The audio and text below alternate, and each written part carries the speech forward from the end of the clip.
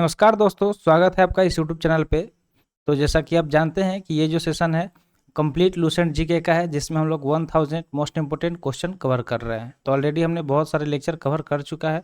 अगर आपने वो सारे वीडियो नहीं देखा है तो जाके देख लीजिएगा, पूरा आप लोग को कंप्लीट प्लेलिस्ट मिल जाएगा।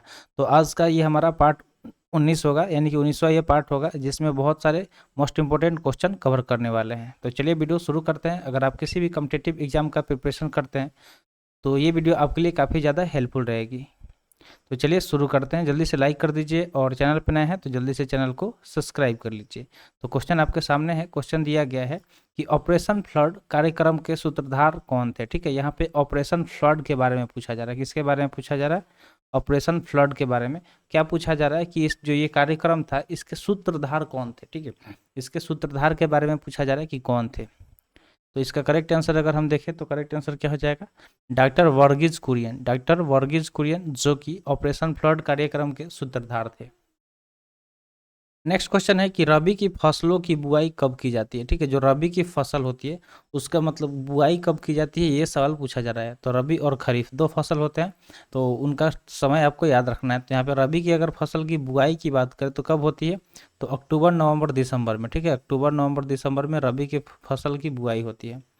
अगला सवाल है कि भारतीय इतिहास में बाजार मूल्य नियंत्रण पद्धति की शुरुआत किसके द्वारा की गई। ठीक है, भारतीय इतिहास में बाजार मूल्य नियंत्रण पद्धति की शुरुआत किसके द्वारा की गई? तो इसका करेक्ट आंसर क्या होगा? अलाउद्दीन खिलजी के द्वारा। किसके द्वारा किया गया? अलाउद्दीन खिलजी के द्वारा भारतीय इतिहास में बाजार मूल्य नियंत्रण पद्धति की शुरुआत की गई थी।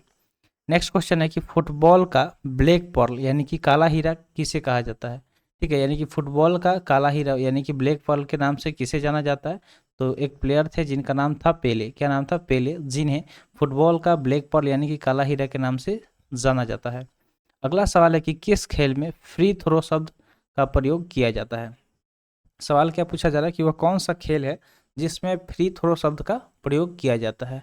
तो उस खेल का नाम आपको बताना है। करेक्ट आंसर इसका क्या हो जाएगा? बास्केटबॉल। जो बास्केटबॉल है उसमें फ्री थ्रो शब्द का प्रयोग किया जाता है। नेक्स्ट क्वेश्चन है कि किस भारतीय राज्य को पोलो खेल का उद्गम माना जाता है। ठीक है, यानी कि उस इंडियन स्टेट के बारे में पूछा जा रहा है जिसका मतलब उस राज्य में ही पोलो खेल का शुरुआत हुआ था। ठीक है, ऐसा माना जाता है। तो कौन सा राज्य हो जाएगा? तो इसका सही जवाब हो जाएगा मणिपुर। जो मणिपुर है, तो मणिपुर को पोलो खेल का उद्गम स्थल माना जाता है। ठीक है, जो मणिपुर भारतीय राज्य है जिसे पोलो खेल के उद्गम के नाम से जाना जाता है। अगला सवाल है गेमीवट शब्द। ठीक है, गेमीवट शब्द के बारे में पूछा जा रहा है कि ये जो शब्द है किस खेल से जुड़ा हुआ है। तो गेमीवट की अगर हम बात करें तो शतरंज यानी कि जो चेस हम लोग खेलते हैं तो उससे ये जुड़ा हुआ है। नेक्स्ट क्वेश्चन देखते हैं।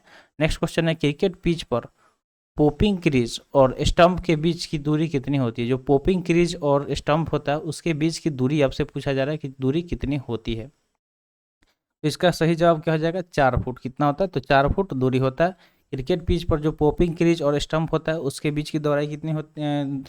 दूरी कितनी होती है? तो 4 फुट होती है। अगला सवाल है सिली पॉइंट। ठीक है, सिली पॉइंट किस खेल से संबंधित है। तो सिली पॉइंट की अगर हम बात करें तो जो सिली पॉइंट है ये जो शब्द है ये क्रिकेट से जुड़ा हुआ है। किससे जुड़ा हुआ है? तो क्रिकेट से जुड़ा हुआ है। अगला सवाल है कि किस देश की टीम ने फुटबॉल का विश्व कप 5 बार जीता है। ठीक है, तो पूछा जा रहा है कि वह कौन सा देश है जिसका टीम फुटबॉल विश्व कप को 5 बार जीता है। तो इसका सही जवाब ब्राज़ील हो जाएगा। ठीक है, जो ब्राज़ील है वो फुटबॉल में बहुत आगे है क्योंकि इसने 5 बार विश्व कप जीता है। कितना बार? तो 5 बार। समझ सकते हैं 5 बार कोई छोटा संख्या नहीं है अगर हम बात करें विश्व कप की। तो अगला सवाल है भारतीय अंतरिक्ष अनुसंधान संगठन का मुख्यालय कहाँ है। ठीक है, सवाल क्या है कि जो इसरो है, ठीक है, यानी कि उसका फुल फॉर्म होता है हिंदी में कि भारतीय अंतरिक्ष अनुसंधान संगठन, यानी कि Indian space research organisation, ISRO का फुल फॉर्म होता है। तो इसका हेड क्वार्टर पूछा जा रहा है यानी कि इसका मुख्यालय कहाँ पे स्थित है। तो करेक्ट आंसर क्या हो जाएगा? बेंगलुरु में। ठीक है, कहाँ पे स्थित है? बेंगलुरु में।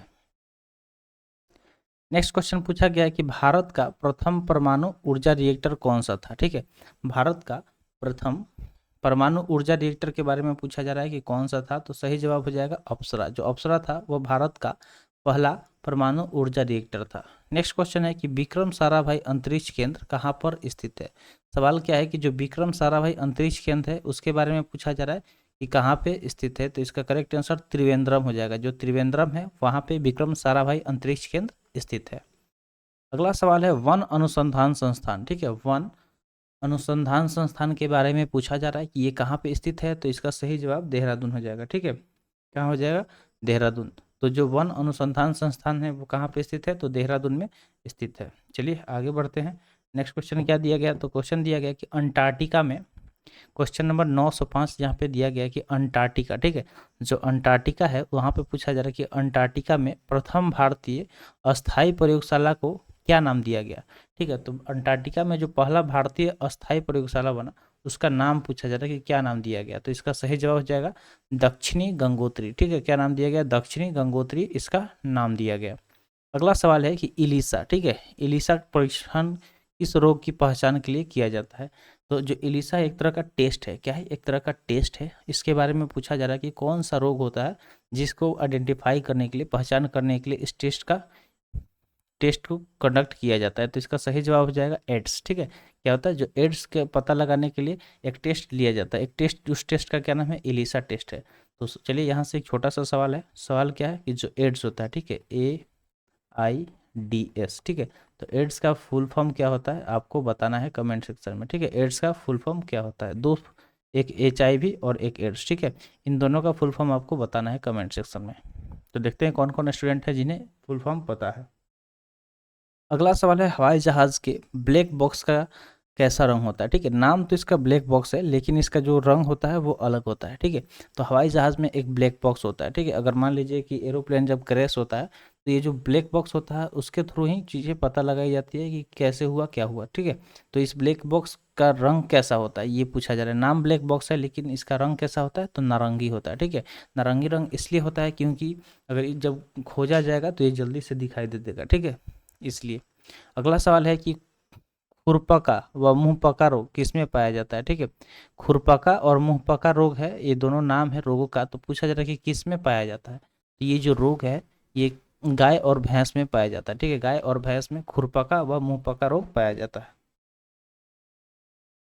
आगे बढ़ते हैं। नेक्स्ट क्वेश्चन है कि सूचना की उस सबसे छोटी इकाई को क्या कहते हैं जिससे कंप्यूटर समझ और प्रोसेस कर सकता है, ठीक है। तो यहाँ पे सूचना की इंफॉर्मेशन की जो सबसे स्मॉलेस्ट यूनिट होती है उसके बारे में पूछा जाता है कि उसे क्या कहा जाता है जिससे जो कंप्यूटर है उसे समझ सके और प्रोसेस कर सके, तो इसका करेक्ट आंसर क्या हो जाएगा, बीट हो जाएगा, ठीक है, बीट। जैसे KB, MB, GB ये आपने सुना होगा, तो उसमें एक जो उसमें जैसे केबी होता है कि केबी, ठीक है, कि कितना केबी का फाइल है, चाहे MB होता है, ठीक है, चाहे GB, चाहे TB।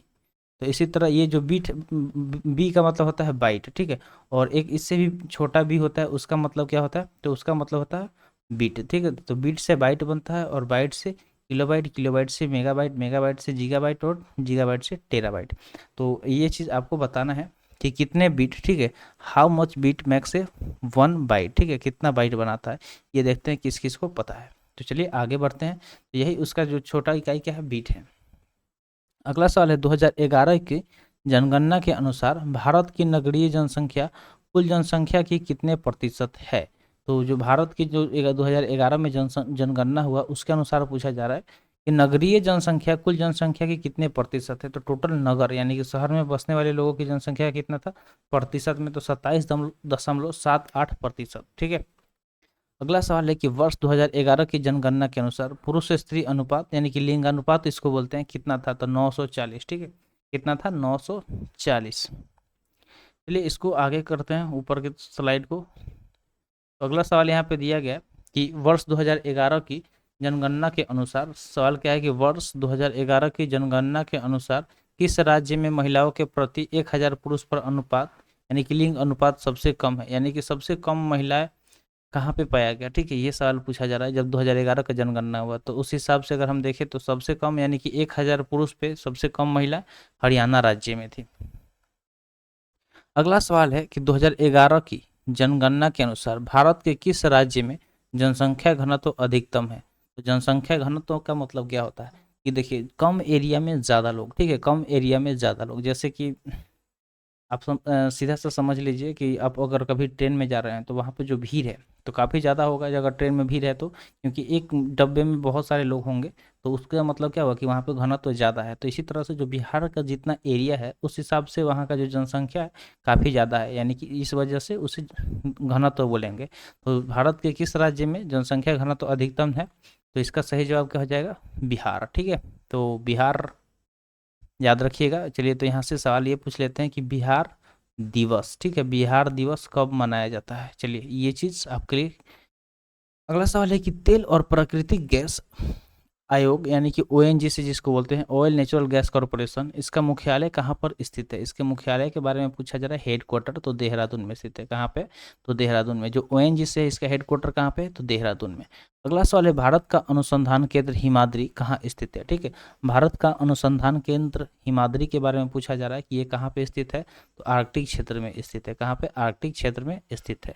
नेक्स्ट क्वेश्चन है राष्ट्रीय संग्रहालय कहाँ पर स्थित है। नेशनल लाइब्रेरी के बारे में पूछा जा रहा है। किसके बारे में, नेशनल लाइब्रेरी। तो जो नेशनल लाइब्रेरी है वो कलकत्ता में स्थित है। तो जब भी कभी अगर कोलकाता जाते हैं तो यहाँ जाइएगा नेशनल लाइब्रेरी में। ठीक है, नेशनल लाइब्रेरी में एक बार जरूर जाइएगा। चलिए आगे देखते हैं। अगला सवाल है कि संविधान सभा का अस्थायी अध्यक्ष किसे चुना गया। तो जब संविधान सभा का गठन किया गया तो उस टाइम क्या किया गया, एक टेम्पोररी प्रेसिडेंट को चूज किया गया। ठीक है, टेम्पोररी अस्थायी अध्यक्ष उन्हें बोला जाता है। तो किसे चुना गया था, बाद में उसको परमानेंट किया गया। तो सचिदानंद सिन्हा, जो सचिदानंद सिन्हा थे उन्हें संविधान सभा का अस्थायी अध्यक्ष बनाया गया था। और अस्थायी कौन थे, तो डॉक्टर राजेंद्र प्रसाद। अगला सवाल है भारतीय संविधान में नागरिकों को कितने मूल अधिकार प्राप्त हैं। तो जो हमारा संविधान है, कॉन्स्टिट्यूशन है, इसमें नागरिकों के पास कुल कितने राइट्स हैं, फंडामेंटल राइट्स के बारे में पूछा जा रहा है। तो कुल हमारा जो अधिकार है वो 6 है। कितना है, तो 6 है मूल अधिकार। अगला सवाल देखते हैं। अगला सवाल है कि 42वें संशोधन द्वारा प्रस्तावना में कौन से शब्द जोड़े गए। ठीक है, तो 3 शब्द को जोड़ा गया। ठीक है, सोशलिस्ट, सेकुलर और इंटेग्रिटी। ठीक है, सोशलिस्ट, सेकुलर और इंटेग्रिटी, यानी कि समाजवादी, धर्मनिरपेक्ष व अखंडता। ये 3 जो शब्द हैं इसको किसके थ्रू जोड़ा गया था। ये सवाल बहुत बार पूछा जाता है, चाहे आप एनडीए, सीडीएस, इन सब एग्जाम भी, या फिर एसएससी, इन सारे एग्जाम में तो रिपीटेड ये पूछा जाता है। ठीक है, तो जो 42वां संशोधन हुआ कब हुआ था, 1976 में। ठीक है, ये भी चीज़ याद रखिएगा, 1976 में इसे ऐड किया गया था। समाजवादी, धर्मनिरपेक्ष और अखंडता, सोशलिस्ट, सेकुलर, ठीक है, और इंटेग्रिटी। अगला सवाल है, सवाल क्या है कि भारत में सबसे अधिक वर्षा किस मानसून में से होती है। ठीक है, तो मानसून का नाम पूछा जा रहा है कि कौन से मानसून है जिसकी वजह से भारत में सबसे ज़्यादा वर्षा होती है। तो इसका करेक्ट आंसर दक्षिणी पश्चिमी मानसून। जो दक्षिणी पश्चिमी मानसून आता है इसके वजह से भारत में सबसे ज़्यादा बारिश होती है। अगला सवाल है कि भारत में औसतन वर्षा कितनी होती है। तो औसतन यानी कि एवरेज पूछा जा रहा है। तो एवरेज अगर हम बात करें तो 118 सेमी। ठीक है, 118 सेमी जो है औसतन वर्षा कहाँ पे होता है, तो भारत में होता है। यहाँ तक उम्मीद करते हैं समझ में आ गया होगा। चलिए आगे की तरफ। अगला सवाल है कि दक्षिणी पश्चिमी मानसून किस राज्य में सबसे पहले प्रवेश करता है। ठीक है, क्या पूछा जा रहा है कि जो दक्षिणी पश्चिमी मानसून है इसके बारे में पूछा जा रहा है कि ये जो मानसून है किस राज्य में सबसे पहले प्रवेश करता है। तो काफ़ी इंपॉर्टेंट क्वेश्चन है कि जो दक्षिणी पश्चिमी मानसून है किस राज्य में सबसे पहले प्रवेश करता है। इसको मोस्ट इंपॉर्टेंट इस तरह से टिक कर लीजिएगा। तो इसका सही जवाब हो जाएगा केरल में। केरल में सबसे पहले ये प्रवेश करता है।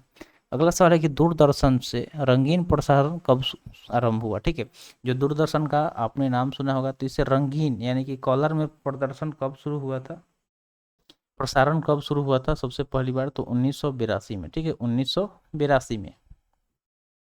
विश्व वन जीव कोष द्वारा प्रतीक के रूप में किस पशु को लिया गया है। ठीक है, जो विश्व वन जीव कोष है उसमें मतलब प्रतीक के रूप में किस पशु को लिया गया, तो पांडा को लिया गया। किसे लिया गया, पांडा को लिया गया है। अगला सवाल है कि विश्व में सबसे बड़े कंप्यूटर नेटवर्क का नाम क्या है। ठीक है, तो जो कंप्यूटर नेटवर्क मतलब क्या होता है, जाल। तो जो एक दूसरे को जोड़ता है उसको नेटवर्क बोलते हैं। तो विश्व में सबसे बड़ा जो कंप्यूटर नेटवर्क है उसका नाम क्या है, तो इंटरनेट है। क्या नाम है, इंटरनेट। जो कि हम लोग जिसके आज के डेट में एडिक्टेड हो चुके हैं। हमें नेट चाहिए ही चाहिए। अगर डेली हमको कुछ काम करना है, चाहे आपको कुछ न्यूज़ देखना हो से लेके पढ़ाई करना से लेके पेमेंट करना तक, हर जगह आपको इंटरनेट की आवश्यकता पड़ रही है। और ये जो इंटरनेट है इसका हम लोग कम्प्लीटली एडिक्टेड हो गए हैं। अगर इंटरनेट नहीं मिलेगा तो फिर हम बहुत मतलब चैलेंजेस फेस करना पड़ सकता है। ठीक है, तो आगे बढ़ते हैं। अगला सवाल है कि ईमेल के जन्मदाता कौन है।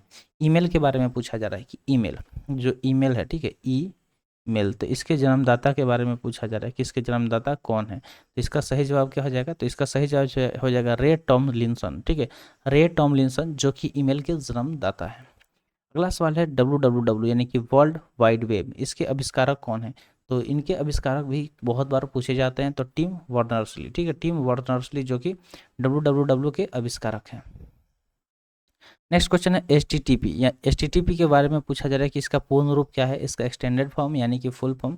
तो HTTP से याद रखिएगा हाइपर टेक्स्ट ट्रांसफर प्रोटोकॉल। ठीक है, HTTP का फुल फॉर्म क्या होता है, हाइपर टेक्स्ट ट्रांसफर प्रोटोकॉल। तो HTTP का तो हमने आपको बता दिया। अब आपसे मेरा सवाल ये है कि HTML, ठीक है, HTML का फुल फॉर्म क्या होगा, आपको बताना है।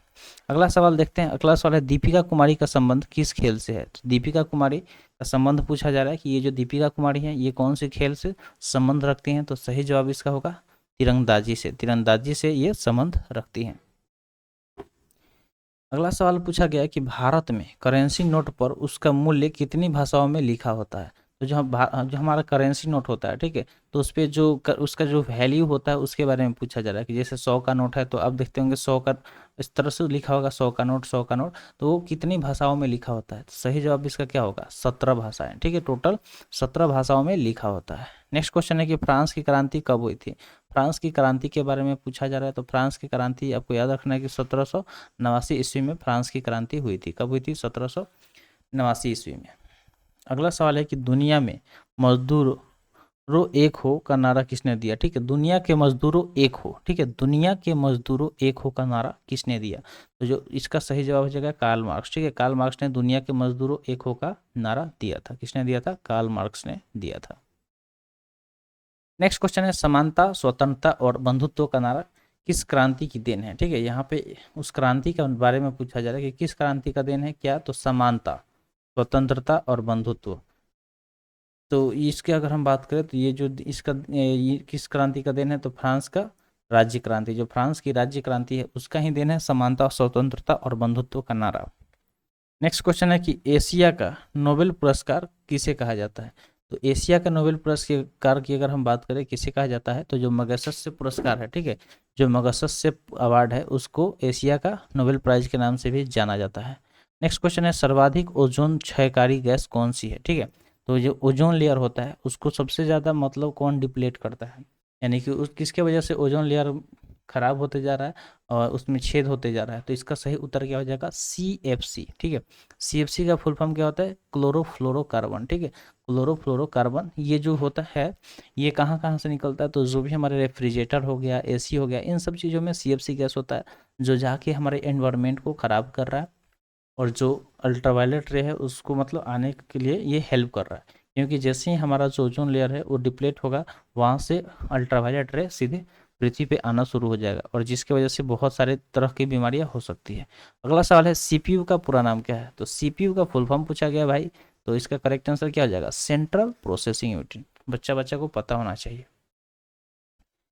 नेक्स्ट क्वेश्चन है, क्वेश्चन क्या है कि सौरमंडल में ग्रहों की संख्या कितनी है। ठीक है, सौरमंडल में ग्रहों की संख्या कितनी है। तो सौरमंडल की बात करें तो अगर 2006 के पहले बात की जाएगी तो उस टाइम सौरमंडल में ग्रहों की संख्या 9 था। कितना था, 9, लेकिन बाद में 8 कर दिया गया क्योंकि जो प्लूटो था, ठीक है, प्लूटो को क्षुद्र ग्रह के नाम से कर दिया गया क्योंकि ये काफ़ी दूर है सौरमंडल में, इस वजह से। तो अब 8 हैं टोटल, कौन कौन से, मरकरी, वेनस, अर्थ, ठीक है, मार्स हो गया, जुपिटर हो गया, सैटर्न हो गया, यूरेनस और नेपच्यून। तो ये सारे के सारे क्या हो गए, हमारे प्लेनेट हो गए। चलिए आगे बढ़ते हैं। अगला सवाल है कि जब चंद्रमा सूर्य और पृथ्वी के बीच में आता है तब कौन सा ग्रहण लगता है। तो आपको ग्रहण ढंग से समझ लेना है कि एक होता है चंद्र ग्रहण, ठीक है, एक होता है चंद्र ग्रहण और दूसरा होता है सूर्य ग्रहण। दूसरा क्या होता है, सूर्य ग्रहण। ठीक है, तो चंद्र ग्रहण और सूर्य ग्रहण के बारे में आपको समझ लेना है। तो यहाँ पे पूछा क्या जा रहा है कि जब चंद्रमा सूर्य और पृथ्वी के बीच आ जाता है, ठीक है, जैसे मान लीजिए कि ये जो सूर्य है, ठीक है, यहाँ पे ये सन हो गया और ये क्या हो गया, चंद्रमा हो गया और पृथ्वी हो गया। तो यहाँ से जो लाइट आ रहा है ये इस पे आके पड़ जा रहा है, इस पे नहीं जा रहा है। तो ये क्या हो गया, हमारा चंद्रमा है। तो चंद्रमा जब सूर्य और पृथ्वी के बीच में आता है तब सूर्य ग्रहण लगता है। तब कौन सा ग्रहण लगता है? सूर्य ग्रहण लगता है। तो याद रखिएगा ये सूर्य ग्रहण लगता है। अगला सवाल क्या पूछा गया है? तो अब इसके अपोजिट समझ जा सकते हैं कि सूर्य और चंद्रमा के बीच में जब पृथ्वी आ जाता है तो चंद्र ग्रहण लगता है। ठीक है, नेक्स्ट क्वेश्चन है कि जल का शुद्धतम रूप कौन सा होता है? जल का शुद्धतम पूछा जा रहा है कि सबसे शुद्ध रूप कौन सा होता है। तो जो वर्षा का जल होता है ना, जो वर्षा के जल होता है वो जल का सबसे शुद्ध रूप माना जाता है। नेक्स्ट क्वेश्चन है कि भारत में किस प्रकार की विद्युत का सर्वाधिक उत्पादन होता है, यानी कि किस तरह का इलेक्ट्रिसिटी जो है वो भारत में सबसे ज़्यादा प्रोड्यूस किया जाता है। तो जो थर्मो इलेक्ट्रिसिटी है, ठीक है, जो थर्मो इलेक्ट्रिसिटी है, थर्मल इलेक्ट्रिसिटी इसको बोल सकते हैं, थर्मल पावर प्लांट द्वारा सबसे ज़्यादा भारत में विद्युत यानी कि इलेक्ट्रिसिटी प्रोड्यूस किया जाता है। अगला सवाल है रेडियो तरंगे वायुमंडल की किस सतह से परिवर्तित होती है। ठीक है, तो जो जो भी रेडियो वेव्स है वो क्या होता है कि वायुमंडल में एक लेयर है, ठीक है, उसमें जाके वो टकरा के वहाँ से आपस आ जाता है, तो उसको बोलते हैं आयनोस्फीयर। क्या बोलते हैं? आयनोस्फीयर। ठीक है, तो जो आयनोस्फीयर है वहाँ से जाके टकरा के वो वापस आ जाता है। कौन? तो जो भी रेडियो वेव है, रेडियो तरंग है वो। नेक्स्ट क्वेश्चन है कि हवाई जहाज वायुमंडल की किस परत में उड़ते हैं। तो जो भी एरोप्लेन वगैरह हैं, तो जो हमारा वायुमंडल है, एटमॉस्फेयर है, तो उसके किस लेयर में ये लोग जो भी एरोप्लेन है वो फ्लाई करते हैं? तो समताप मंडल। कहाँ पे? तो समताप मंडल में, समताप मंडल में, याद रखिएगा। नेक्स्ट क्वेश्चन है कि क्षोभ मंडल की धरातल से अधिकतम ऊंचाई कितनी होती है। तो क्षोभ मंडल के बारे में पूछा जा रहा है कि जो क्षोभ मंडल होता है वो ज़्यादा से ज़्यादा उसकी ऊंचाई कितनी होती है, ये पूछा जा रहा है, ज़्यादा से ज़्यादा, अधिकतम। ठीक है, तो करेक्ट आंसर क्या आ जाएगा? 18 किलोमीटर। ज़्यादा से ज़्यादा कितना होता है? 18 किलोमीटर।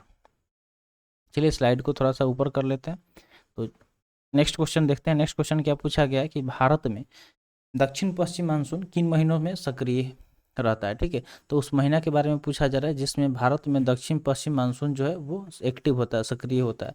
तो जून से सितंबर, जून से सितंबर तक। ठीक है, जून से सितंबर तक। अगला है प्रार्थना समाज की स्थापना किसने किया था। प्रार्थना समाज की स्थापना किसने किया था? प्रार्थना समाज की स्थापना के बारे में पूछा जा रहा है। तो आत्माराम पांडुरंग। ठीक है, आत्माराम पांडुरंग ने प्रार्थना समाज की स्थापना किया है। नेक्स्ट क्वेश्चन है कोलकाता में मिशनरी ऑफ चैरिटी संगठन की स्थापना किसने की थी। ठीक है, कोलकाता में मिशनरी ऑफ चैरिटी संगठन की स्थापना किसने की थी? इसका सही जवाब अगर हम देखें तो क्या हो जाएगा? Mother Teresa. किसने किया था?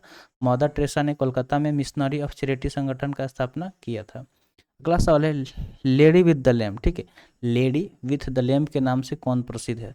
तो लेडी विद द लैम्प के नाम से अगर हम बात करें तो फ्लोरेंस नाइटिंगेल। ठीक है, जो फ्लोरेंस नाइटिंगेल ये लेडी विद द लैम्प के नाम से फेमस है। क्यों फेमस है? क्योंकि इन्होंने बहुत सारे सैनिकों का हेल्प किया था, एक नर्स थी। ठीक है, अगला सवाल है कि कौन सी जल जलने में सहायक होता है। ठीक, सॉरी, कौन सी गैस जलने में सहायक होता है, यानी कि अगर कोई चीज़ जला रहे हैं तो उसको जलने के लिए एक गैस हेल्प करता है, तो वो गैस कौन सा होता है? इसका सही जवाब क्या हो जाएगा? तो करेक्ट आंसर हो जाएगा ऑक्सीजन। जो ऑक्सीजन होता है वो किसी भी चीज़ को जलने में हेल्पफुल होता है। जैसे हमने एक्सपेरिमेंट देखा होगा कैंडल वाला। ठीक है, ये मान लीजिए इस तरह से कैंडल है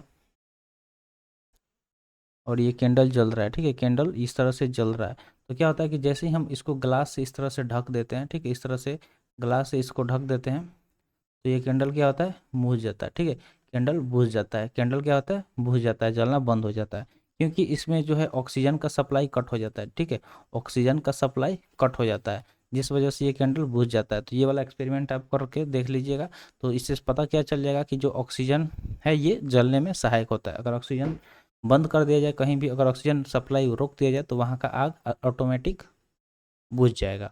अगला सवाल है कि वायुमंडल का कितना भाग 29 किलोमीटर ऊंचाई तक पाया जाता है। ठीक है, वायुमंडल का कितना भाग 29 किलोमीटर ऊंचाई तक पाया जाता है? तो सही जवाब हो जाएगा 97%। कितना हो जाएगा? 97%। नेक्स्ट क्वेश्चन है और सेशन का लास्ट क्वेश्चन कि 1857 की क्रांति का तत्कालीन कारण क्या था, यानी कि इसका तत्कालीन कारण पूछा जा रहा है। जो 1857 में क्रांति हुआ था, ठीक है, जिसको सिपोई म्यूटिनी नाम दिया गया।